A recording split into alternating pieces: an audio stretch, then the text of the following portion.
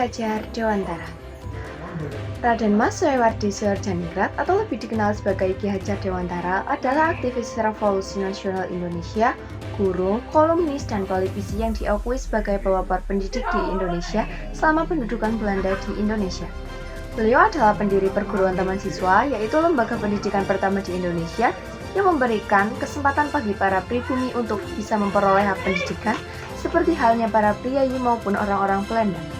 Ki Hajar Dewantara mendapatkan gelar sebagai Bapak Pendidikan Nasional oleh Presiden Soekarno pada tahun 1959 atas jasa-jasanya dalam mengembangkan pendidikan di Indonesia.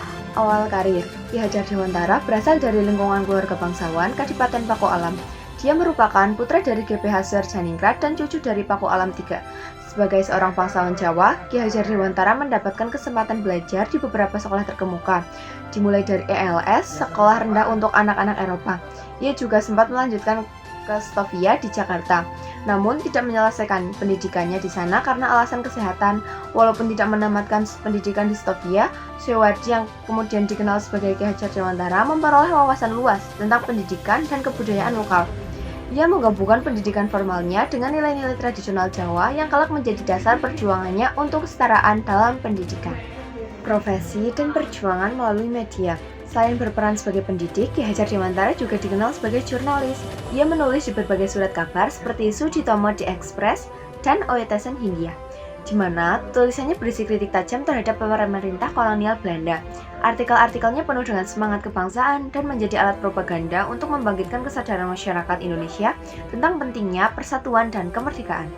Tulisan fenomenalnya Als ik eens Nederlander was, atau Seandainya Aku Seorang Belanda, menjadi sangat terkenal karena mengkritik keras pemerintah kolonial.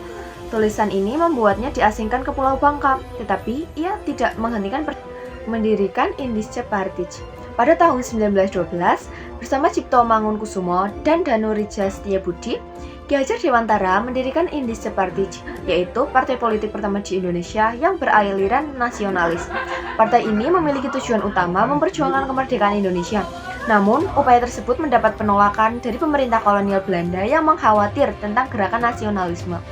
Meskipun banyak mendapatkan tantangan, termasuk penolakannya oleh pemerintah Belanda, semangat Ki Hajar Dewantara dalam memperjuangkan hak rakyat Indonesia tidak pernah padam. Perjuangan di bidang politik dan pendidikan. Perjuangan Ki Hajar Dewantara dalam dunia pendidikan tidak bisa dilepaskan dari perannya dalam politik. Sebagai Menteri Pendidikan pertama di Indonesia pada tahun 1950, ia menanamkan semangat pendidikan yang merdeka dan berkeadilan bagi seluruh rakyat Indonesia. Ki Hajar Dewantara juga dikenal sebagai semboyan Tutwuri Handayani yang menjadi slogan Kementerian Pendidikan Indonesia hingga kini.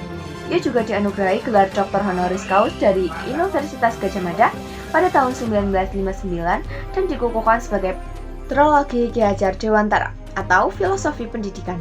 Salah satu warisan terbesar Ki Hajar Dewantara adalah konsep triloginya dalam pendidikan, yaitu Ing Ngarsa Sang Tulada atau di depan memberi contoh, Ing Madya Mangun Karsa atau di tengah membangun semangat, dan Tutwuri Handayani atau di belakang memberi dorongan.